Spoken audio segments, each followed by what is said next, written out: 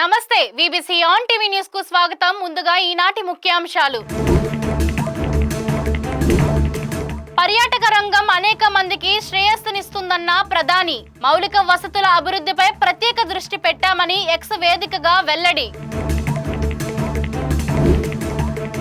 అమెరికాకు కాబోయే అధ్యక్షుడు డొనాల్డ్ ట్రంప్ ప్రస్తుతం సేఫ్ గా లేరన్న రష్యా ప్రెసిడెంట్. ముప్పును గుర్తించి జాగ్రత్తగా ఉంటారని ఆశిస్తున్నట్లు పుతిన్ వెల్లడి.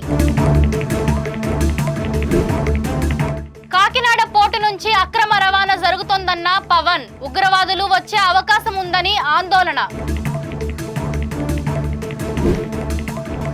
అదానీతో చేసుకున్న ఒప్పందాలపై రాష్ట్ర ప్రభుత్వం శ్వేతపత్రం విడుదల చేయాలి. ప్రత్యేక హోదా విభజన హామీల సాధన సమితి అధ్యక్షులు చలసాని శ్రీనివాసరావు డిమాండ్.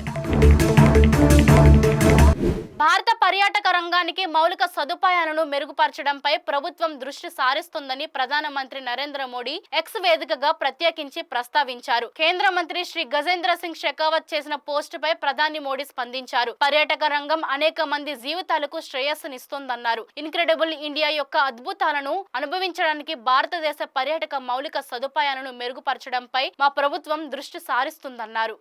అగ్రరాజ్యం అమెరికాకు కాబోయే అధ్యక్షుడు డొనాల్డ్ ట్రంప్ ప్రస్తుతం ఏమాత్రం సేఫ్ గా లేరని రష్యా ప్రెసిడెంట్ వ్లాదిమిర్ పుతిన్ సంచలన వ్యాఖ్యలు చేశారు. ఇటీవల ఎన్నికల ప్రచారంలో 1-2 సార్లు ట్రంప్ పై హత్యాయత్నం జరగడం, మరోసారి ట్రంప్ సభకు ఓ అనుమానితుడు ఆయుధాలతో హాజరు కావడం తదితర సంఘటనను పుతిన్ ప్రస్తావించారు. అధ్యక్ష అభ్యర్థిపై హత్యాయత్నం అసాధారణమేమీ కాకున్నా వెంటనే జరగడం మాత్రం అసాధారణమేనని అభిప్రాయపడ్డారు. తన అంచనా ప్రకారం ప్రస్తుతం ట్రంప్ డేంజర్ లోనే ఉన్నాడని చెప్పారు. అయితే ట్రంప్ చాలా తెలివైన వ్యక్తి, నాయకుడు అని ప్రశంసలు గుప్పించారు. తనకు పొంచి ఉన్న ముప్పును అర్థం చేసుకుని ట్రంప్ జాగ్రత్తగా ఉంటారని భావిస్తున్నట్లు తెలిపారు. ఈ మేరకు కజకిస్తాన్ లో జరిగిన ఓ సదస్సులో పాల్గొన్న పుతిన్ ఆ తర్వాత మీడియాతో మాట్లాడుతూ ఈ వ్యాఖ్యలు చేశారు.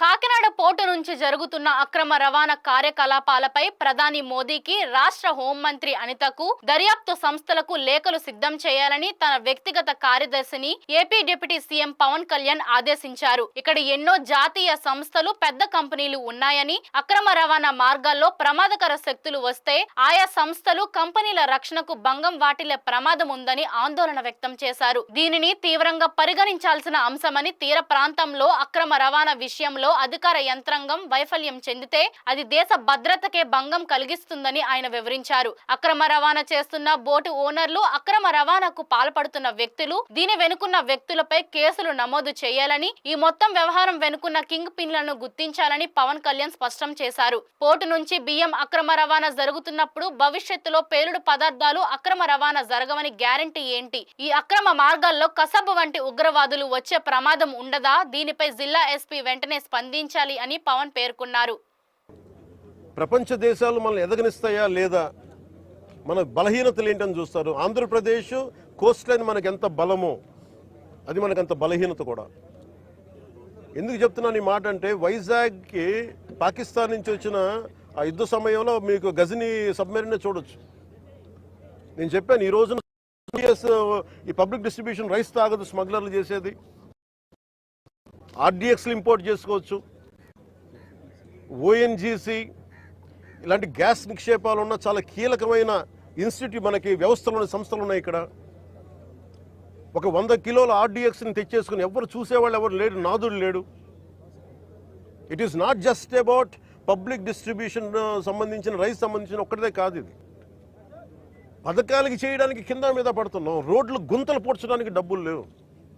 కానీ వీళ్ళ దగ్గర మటుకు వేల కోట్లు ప్రభుత్వం కష్టంతో, మీ అందరి ట్యాక్సులతోటి, ప్రజలందరి ట్యాక్సులతోటి కొన్న డబ్బులతో, ఇచ్చిన ట్యాక్సులతోటి డబ్బులు తీసుకొని మనం బియ్యం కొంటే ఆ బియ్యం తీసుకెళ్ళి రూపాయి పెట్టుబడి లేకుండా వేల కోట్లు సంపాదిస్తూ ఉన్నారు.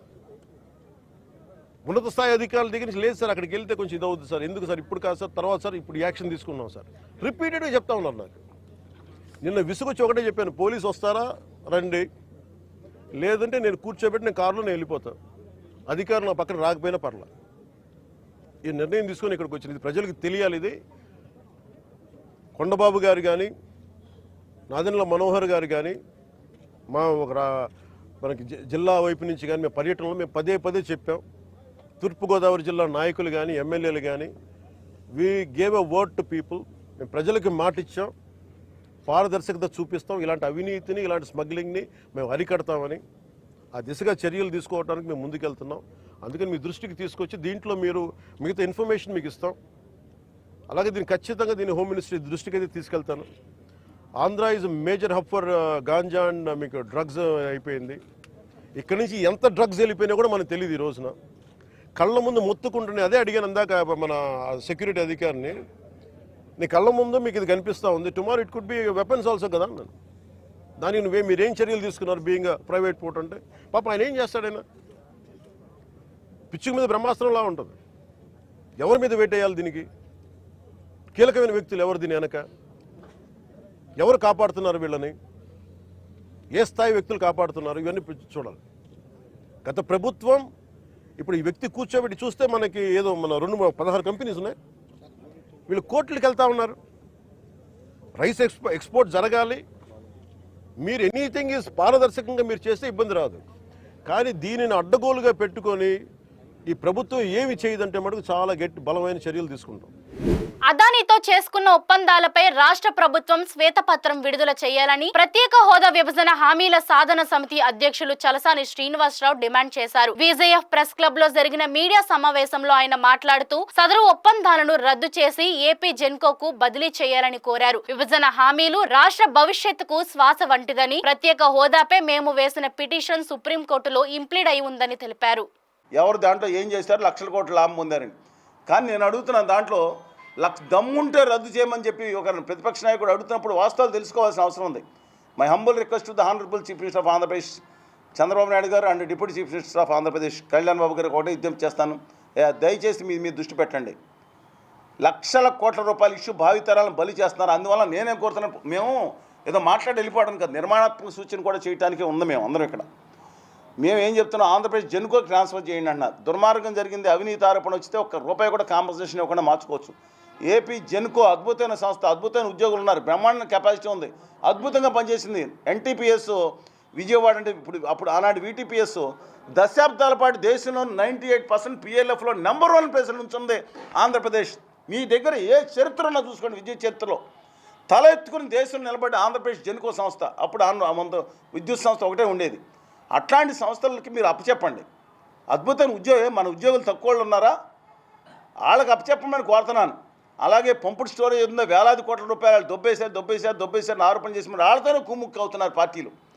మీరు మన యొక్క వాటర్ అంటే నీటిపారుదల ప్రాజెక్టులని ఇతరుల చేతుల్లో పెట్టి, ప్రైవేట్ వ్యక్తుల చేతుల్లో పెట్టి మళ్ళీ అదేమైనా తెగితే కనుక మళ్ళీ కోట్ల మంది ప్రజల ప్రాణాలతో గేమ్స్ ఆడొద్దండి. దయచేసి వాటిని కూడా ఏపీ జెన్కోకి తక్షణమే బదలాయించమని చెప్పి కోరుతా ఉన్నాను. ఎందుకంటే ఎవడో పనికిమాలిన వాళ్ళకే కోట్ల రూపాయలు లోడ్లు ఇచ్చి 10 లక్షల కోట్ల రూపాయలు రద్దు చేస్తుంటే నా ఆంధ్రప్రదేశ్ జెన్కోకి, తెలంగాణ జెన్కోకి ఇవ్వలేదండి. వాళ్ళ దమ్ము ఉంది కాబట్టి రేవంత్ రెడ్డి గారు 100 కోట్ల రూపాయలు ఇచ్చిన దాన్ని రిటర్న్ చేసి పడేసి మిగతా ఒప్పందాలు కూడా సమీక్షిస్తానని దమ్ము ఉంది రేవంత్ రెడ్డి గారు. ఎందుకంటే వాళ్ళు ఆ విషయంలో నిజాయితీ ఉందని భావిస్తున్నాను నేను. కేటీఆర్ గారు కూడా దమ్ము ఉంటే విచారణ చేయమని, అది అక్కడ ఉన్న నిజాయితీ. ఇవాళ నిజాయితీ క్యాన్సిల్ చేయండి. మాకు ఎవరి మీద కోపం లేదు, రాష్ట్రాన్ని న్యాయం చేయమని కోరుతున్నాం కదా. అదాని గారు ఒప్పందాల విషయంలో రాష్ట్రాన్ని న్యాయం నేనే అక్యూజన్ చేయట్లేదు. చంద్రబాబు నాయుడు గారు 1000 కోట్ల ఒప్పందాలు చేసుకున్నారు, జగన్మోహన్ రెడ్డి గారు చేసుకున్నారు. వాళ్ళు నేరస్తులు, నేనేం మాట్లాడట్లేదు. నేరం చేయనప్పుడు లేదా అదే నేరం నాది కాదు ఆకలి సినిమాలో ఎన్టీ రామారావు గారు యాక్ట్ చేశారు, మీలో నేరం చేయని వాళ్ళు ఎవరో చూపించండి అని చెప్పి ఒక సినిమా. మీరు పాటలు పాడుకుంటారంటే నాకు అభ్యంతరం లేదు. Due respects. దయచేసి రాష్ట్రంలో జరుగుతున్న అన్యాయాన్ని అడ్డుకోమని చెప్పి కోరుతానని.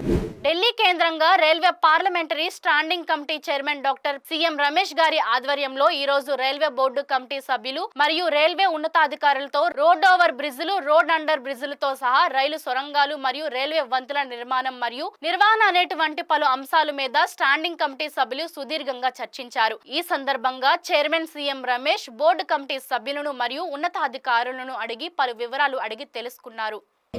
As well as the road over bridges and road under bridges that ensure the smooth integration of railway with the road traffic.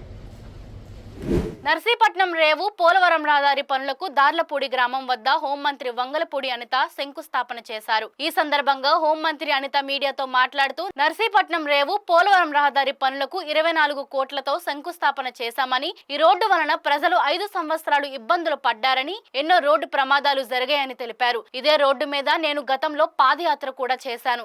ఇప్పుడు ఈ ప్రాంత ప్రజలు ఊపిరి పీల్చుకున్నారన్నారు. సంక్రాంతికి కొన్ని రోడ్లు గుంతలు లేకుండా పూర్తి చేస్తున్నామని చెప్పారు. గత 5 సంవత్సరాలుగా పంచాయతీల్లో ఒక్క రోడ్డు కూడా వేయలేదని మండిపడ్డారు. ప్రజలకు ఏ కష్టం లేకుండా చూసుకునే బాధ్యత ప్రభుత్వానిదని, త్వరలో ఇందేసమ్మ వాక రోడ్డు కూడా పూర్తి చేస్తామని హామీ ఇచ్చారు. గతంలో నేను ఎమ్మెల్యేగా ఉన్న సమయంలో ఈ నియోజకవర్గంలో అభివృద్ధి పనులు జరిగాయని, మరలా ఇప్పుడు అభివృద్ధి పనులు జరుగుతున్నాయని అన్నారు. ఈ కార్యక్రమంలో అనకాపల్లి జిల్లా కలెక్టర్ విజయ్ కృష్ణన్, రాష్ట్ర రహదారుల అభివృద్ధి కార్పొరేషన్ చైర్మన్ ప్రగడ నాగేశ్వరరావు తదితరులు పాల్గొన్నారు. మేము కూడా ప్రతిపక్షంలో ఉండేటప్పుడు ప్రత్యేకంగా దీని మీద 2-3 సార్లు పాదయాత్ర కూడా చేసాం, ధర్నాలు చేసాం. ఈ రోడ్డుని ఎలాగైనా వెయ్యాలని చెప్పేసి ఆ రోజు పట్టుబట్టాం. కాకపోతే లాస్ట్ 5 సంవత్సరాల పరిపాలనలో కనీసం ఒక గొంతు పోడ్చడానికి కూడా ఒక తట్టమట్టి తీసుకొచ్చిన పాపాను కూడా పోలే. ఆ రోజు మేము ఎన్నికల క్యాన్వాసింగ్లో భాగంగానే ఆ రోజు మేము ప్రామిస్ చేయడం జరిగింది. గౌరవ చంద్రబాబు నాయుడు గారి నాయకత్వం తెలుసు కాబట్టి, పవన్ కళ్యాణ్ గారి కార్యదక్షత తెలుసు కాబట్టి ఆ రోజు మేము మాట ఇవ్వడం జరిగింది. 6 నెలల లోపే ఈరోజు మేమందరం కూడా ఆ రోడ్డు వేయించే పరిస్థితి మేము తీసుకొస్తామని చెప్పాం. ఈ ఎన్డీబీ రోడ్స్లోకి సంబంధించి ఈరోజు మళ్ళీ తిరిగి గౌరవ చంద్రబాబు నాయుడు గారి ఆదేశాల మేరకు, రోడ్లు భవనాల శాఖ మంత్రి బీసీ జనార్దన్ రెడ్డి గారి ఆదేశాల మేరకు ఈరోజు ఈ రోడ్డుని కూడా వేయడానికి ఈరోజు సిద్ధపడడం అనేది చాలా ఆనందంగా ఉంది. దీనికి సుమారుగా 24 కోట్ల రూపాయలు ఈ రోడ్డుకి శాంక్షన్ అయింది. ఈ రోడ్డు వరకు కూడా ఆల్రెడీ ఈ రోజు నుంచి స్టార్ట్ కూడా జరుగుతుంది. చదువు అవగాహన ఉన్న వాళ్ళకి ఏ రోడ్లకి టోల్ గేట్ పెడతారన్న సంగతి అర్థం అవ్వాలి. విషయం ఏంటంటే పీపీపీ మోడల్లో ఉన్న వాళ్ళకి అది కూడా highways, it's not highway, RNB road. హైవేస్లోని కానీ పెద్ద పెద్ద రోడ్స్కి ఏదైతే ఉన్నాయో అది పీపీపీ మోడల్లోనే ఒకవేళ ఇన్ కేసు మనం కన్స్ట్రక్ట్ చేయగలిగితే దానికి గురించి మాట్లాడారు తప్పించి ఇలా రోడ్డు కనెక్టివిటీ అంటే village to village, mandal to mandal, constituency కనెక్టివిటీకి ఎవరు పెట్టడండి. అంటే నేనేమంటానంటే అలా అర్థం చేసుకునే వాళ్ళకి చెప్తున్నా. అనేది వాళ్ళు కట్టలేదు కదండి, ఆ రోడ్డుకి చాలా ఇబ్బందికరమైన పరిస్థితులు ఉన్నాయి. ఇందేశమ్మ వాక దగ్గర రోడ్డు గురించి కూడా ఆల్రెడీ ప్రపోజల్ మొన్నే మన కలెక్టర్ గారు కూడా వచ్చి చూశారు. దానికి కూడా రోడ్డు ప్రపోజల్ మేము పెడుతున్నామండి. ఇప్పుడు దీంట్లోని 24 కోట్లు ఎంతవరకు రిస్టోర్ చేయగలిగితే అంతవరకు రిస్టోర్ చేస్తాం. ఇంకా ఎక్స్ట్రా అమౌంట్ ఏదైనా అవుతుంది అనుకుంటే కనుక పెట్టిస్తాం, ఇబ్బంది లేదు. మ్యాచింగ్ గ్రాంట్ ఇది దశాబ్ద కాలం కలగదండి, ఆ రోడ్డుకి ఇప్పుడే ఇందులోనే ఎక్స్టెన్షన్ పెడితే బాగుంటుంది. డెఫినెట్గా వేస్తామండి. ఎందుకంటే మీరు అబ్జర్వ్ చేశారు, ఇంతకు ముందు పాయకరావుపేట నియోజకవర్గంలో నేను ఎమ్మెల్యేగా ఉండేటప్పుడు ఏ వర్కులు జరిగినాయో అక్కడతో స్టాప్ అయిపోయింది. మళ్ళీ లాస్ట్ 5 సంవత్సరాలు ఏమీ జరగలే. మళ్ళీ ఈరోజు పాయకరావుపేట ప్రజలందరూ అత్యధిక మెజార్టీతో నన్ను ఎమ్మెల్యేకి గెలిపించారు, మినిస్టర్ని కూడా చేశారు. ఈరోజు ఇంకా బాధ్యత నాకు ఇంకా పెరిగింది. ఈరోజు నియోజకవర్గం మీద బాధ్యత ఇంకా పెరిగింది. ఆ బాధ్యత మేర మ్యాక్సిమం అన్ని పనులు పూర్తి చేస్తాం. మాజీ సీఎం వైసీపీ అధినేత జగన్మోహన్ రెడ్డిపై ఏపీ కాంగ్రెస్ అధ్యక్షురాలు వైఎస్ షర్మిల మరోసారి ఎక్స్ వేదికగా తీవ్ర విమర్శలు గుప్పించారు. అబద్ధాలను అందంగా అల్లడంలో మాజీ ముఖ్యమంత్రి జగన్ కి ఆస్కార్ అవార్డు ఇవ్వాలని షర్మిల వ్యాఖ్యానించారు. సాలువాలు, సన్మానాలు, అవార్డులు కోరుకునే ముందు జగన్ కొన్ని ప్రశ్నలకు సమాధానం చెప్పాలన్నారు. పాఠశాల విద్యా వ్యవస్థకే అతిపెద్ద పండుగగా రాష్ట్ర వ్యాప్తంగా డిసెంబర్ 7న నిర్వహించనున్న తల్లిదండ్రుల ఉపాధ్యాయుల సమావేశంలో పాల్గొని విజయవంతం చేయాలని ఏపీ విద్యా ఐటీ మానవ వనరుల శాఖ మంత్రి నారా లోకేష్ కోరారు.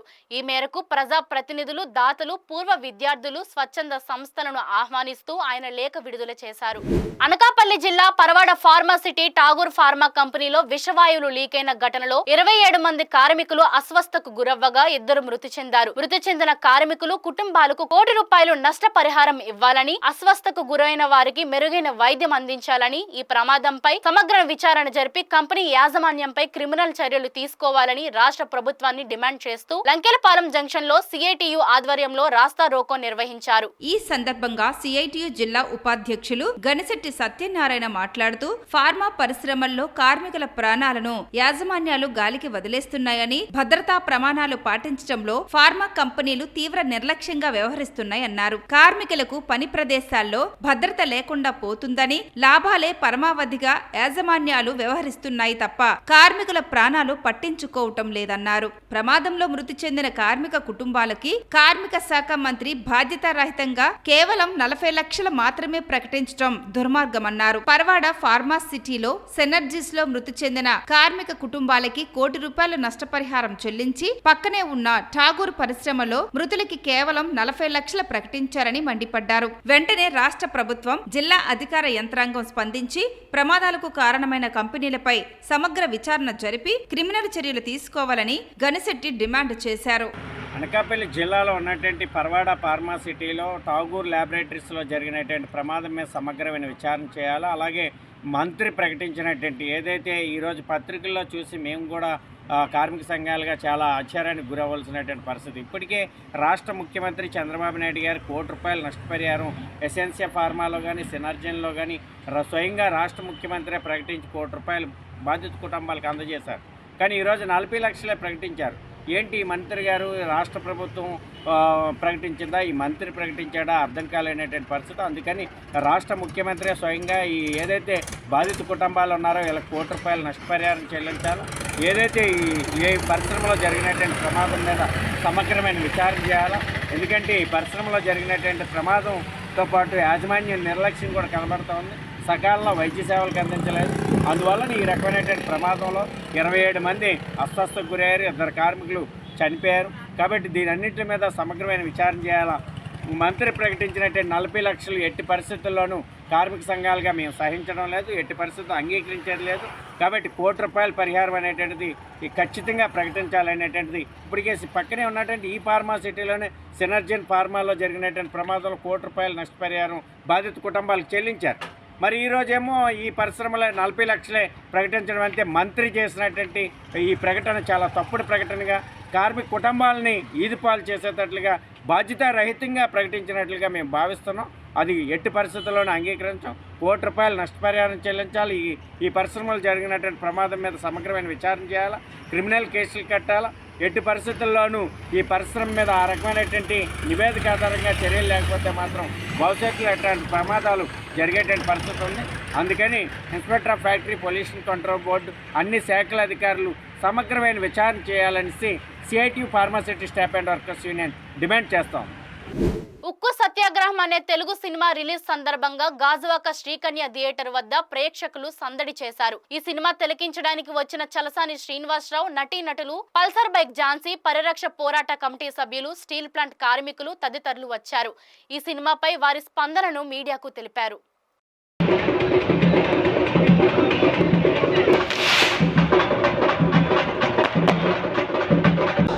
ఉక్కు సత్యాగ్రహం సినిమాని నిర్మించిన సత్యారెడ్డి గారు, ఆయన దర్శక నిర్మాత, ముఖ్యమైన నటుడు కూడా ఆయన చేశారు.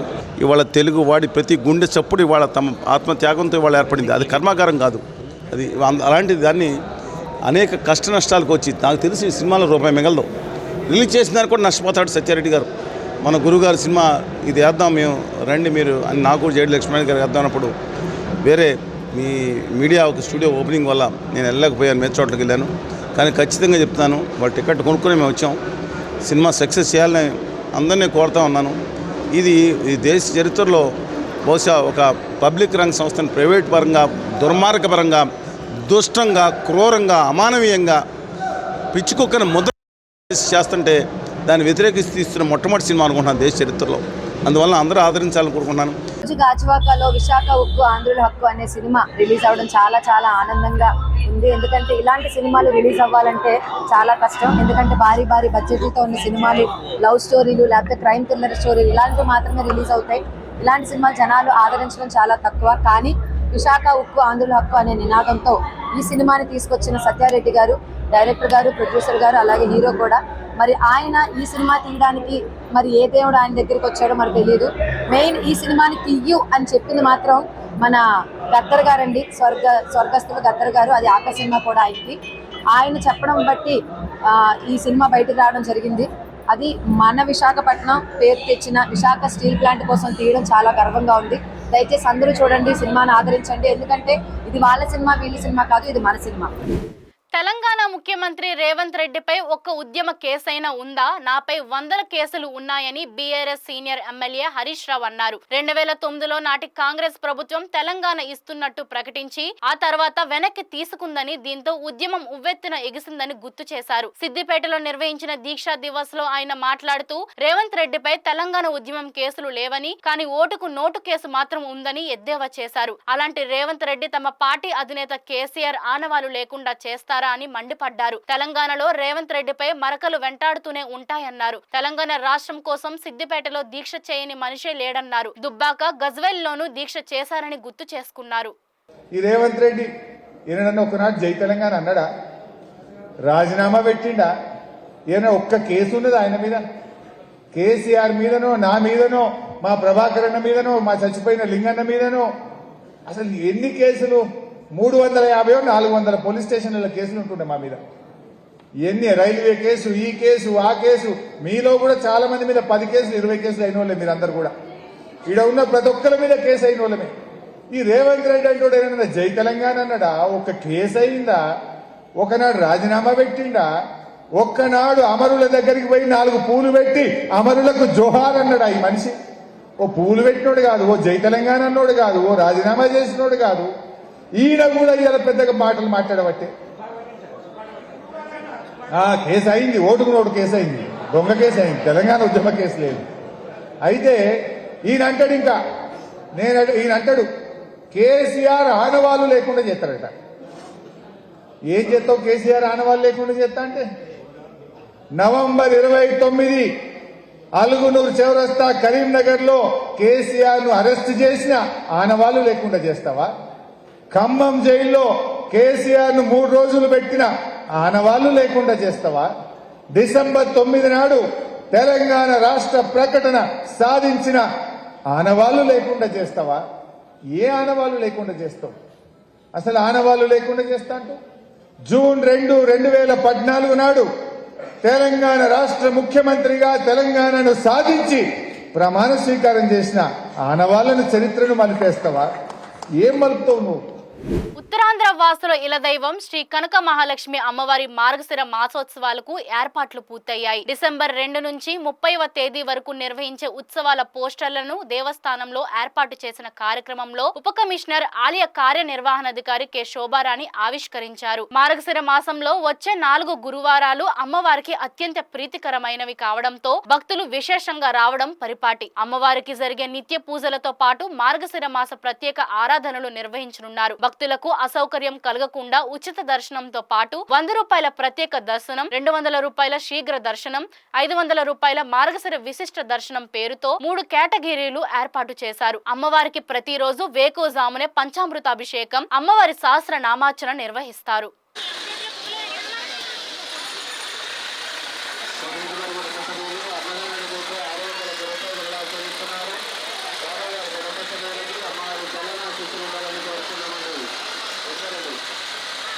ఫార్మా కంపెనీలలో భద్రత ప్రమాణాలను పాటించని కంపెనీలపై చట్టపరమైన చర్యలు తీసుకోవడం జరుగుతుందని, ఇందులో ఎవరిని ఉపేక్షించేది లేదని రాష్ట్ర కార్మిక శాఖ మంత్రి వాసంశెట్టి సుభాష్ స్పష్టం చేశారు. పరవాడ పరిధిలో ఉన్న జవహర్లాల్ నెహ్రూ ఫార్మాసిటీలోని ఠాగూర్ ఫార్మా కంపెనీలో జరిగిన ప్రమాద ఘటనలో గాయపడి శీలానగర్ కిమ్స్ ఐకాన్ ఆసుపత్రిలో చికిత్స పొందుతున్న క్షతగాత్రులను రాష్ట్ర కార్మిక శాఖ మంత్రి వాసంశెట్టి సుభాష్ పరామర్శించారు. చికిత్స పొందుతున్న వారి ప్రస్తుత పరిస్థితిని అక్కడ వైద్యుల్ని అడిగి తెలుసుకున్నారు. క్షతగాత్రులను ఒక్కొక్కరిని పరామర్శించి వారి యోగక్షేమాలను అడిగి తెలుసుకున్నారు. క్షతగాత్రులకు మెరుగైన చికిత్స అందించాలని వైద్యాధికారులను ఆదేశించారు. ప్రమాదంలో గాయపడి చికిత్స పొందుతున్న బాధిత కుటుంబ సభ్యులతో మాట్లాడిన మంత్రి ప్రభుత్వం తరపున అన్ని విధాల సహాయ సహకారాలు అందిస్తామని ధైర్యం చెప్పారు. జరిగిన ప్రమాదంపై కమిటీ వేసి ప్రమాదం జరగడానికి బాధ్యులపై చట్టపరమైన చర్యలు తీసుకుంటామని, మళ్లీ ఇటువంటి ప్రమాదాలు పునరావృతం కాకుండా చర్యలు చేపడతామని చెప్పారు. వైకాపా పార్టీ ప్రజల్లో లేనిపోని అపోహాలు సృష్టిస్తున్నారని అన్నారు. ప్రమాదాలు జరిగినప్పుడు పార్టీలకు అతీతంగా ప్రజలకు సహకారం అందించాలి గాని పుండు మీద కారం జల్లేలా ప్రవర్తించకూడదన్నారు. కార్యక్రమంలో పెందుర్తి ఎమ్మెల్యే పంచకర్ల రమేష్ బాబు, కిమ్స్ వైద్యులు, సిబ్బంది పాల్గొన్నారు. 4:40 ఠాగూర్ ల్యాబొరేటరీ ప్రైవేట్ లిమిటెడ్లో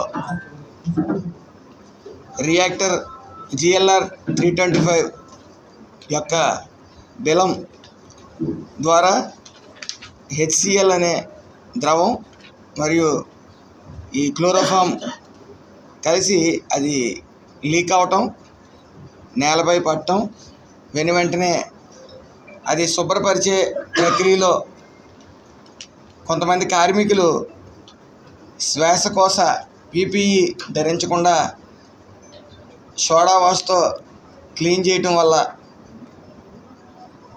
వెంటనే చూపించకపోయినా సుమారు నైట్ 12 గంటలకి ఈ శ్వాస తీసుకోవడంలో ఇబ్బంది కలగటం వల్ల వాళ్ళే ఇంటికి వెళ్ళిన తర్వాత వాళ్ళే హాస్పిటల్కి రావటం, తర్వాత ఇంచుమించు అక్కడ పవన్ సాయి హాస్పిటల్లో జాయిన్ అవ్వటం 12 గంటలకి.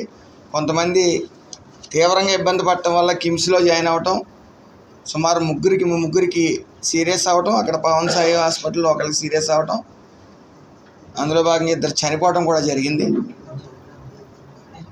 వాళ్ళిద్దరికీ ఎక్స్గ్రేషియా 40 లక్షల రూపాయలు సదరు యాజమాన్యం ఈ కలెక్టర్ గారి చొరవతో, అలాగే స్థానిక ఎమ్మెల్యే గారి చొరవతో 40 లక్షల ఎక్స్గ్రేషియా అనేది ఇవ్వడం జరిగింది. మిగతా అందరూ సేఫ్ జోన్లోనే ఉన్నారు. ఒక అతనికి కొద్దిగా క్రిటికల్గా ఉంది, కానీ మిగతా అందరూ సేఫ్ జోన్లోనే ఉన్నారు. సుమారు 26 మంది హాస్పిటల్లో జాయిన్ అవ్వటం. అయితే ముందు ఏదైతే 236 మందికి యాజమాన్యం ఈ స్క్రీనింగ్ టెస్టులు అనేవి చేయటం, అందరూ బాగానే ఉన్నారని చెప్పి తమ ఇళ్ళకి పంపడం, సుమారు ఇప్పుడు 20 మంది హాస్పిటల్లో ఉండటం జరిగింది. కొంతమందిని డిశ్చార్జ్ చేయడం కూడా జరిగింది. నెగ్లిజెన్సీ అనేది ఉంది, ఖచ్చితంగా కొంత నెగ్లిజెన్సీ అనేది ఉంది, కానీ దాని మీద తగు చర్యలు తీసుకుంటాం. స్థానిక ఎమ్మెల్యే గారు వెంటనే స్పందించారు. నిన్నంతా ఇక్కడే ఉన్నారు, ఈరోజు కూడా ఇక్కడే ఉన్నారు, యాజమాన్యం కూడా ఇక్కడే ఉంది. అలాగే డైరెక్టర్ ఆఫ్ ఫ్యాక్టరీస్ గారు కూడా, ఈ వర్మ గారు కూడా ఇక్కడే ఉండటం జరిగింది. మరి నిన్న ప్రతిపక్షం లేని ప్రతిపక్ష పార్టీ ఏవో మాట్లాడుతూ వచ్చారు. వాళ్ళకి అసలు ఈ యొక్క కార్మిక శాఖ గురించి మాట్లాడే అర్హత అసలు లేనే లేదు. ఎందుకంటే గత 5 సంవత్సరాలు కార్మిక శాఖను గాలిలో వదిలేశారు. సుమారు 256 హై రిస్క్ ఫ్యాక్టరీలు ఉండగా 70 మంది సేఫ్టీ ఆడిటింగ్ గ్రూప్స్ ఉండగా ఒక 3 4 వాళ్ళకి కావాల్సిన వాటికి ఈ థర్డ్ పార్టీ సేఫ్టీ ఆడిటింగ్ వాళ్ళకి ఇవ్వటం, వాళ్ళు తూతూ మంత్రంగా ఈ యొక్క పర్యవేక్షణ చేయటం ఇప్పటి వరకు కూడా యాక్సిడెంట్లకి అదే కారణం. ఈ వార్తలు ఇంతటితో సమాప్తం. మరిన్ని విశేషాలతో మళ్ళీ కలుద్దాం. అంతవరకు సెలవు. నమస్కారం.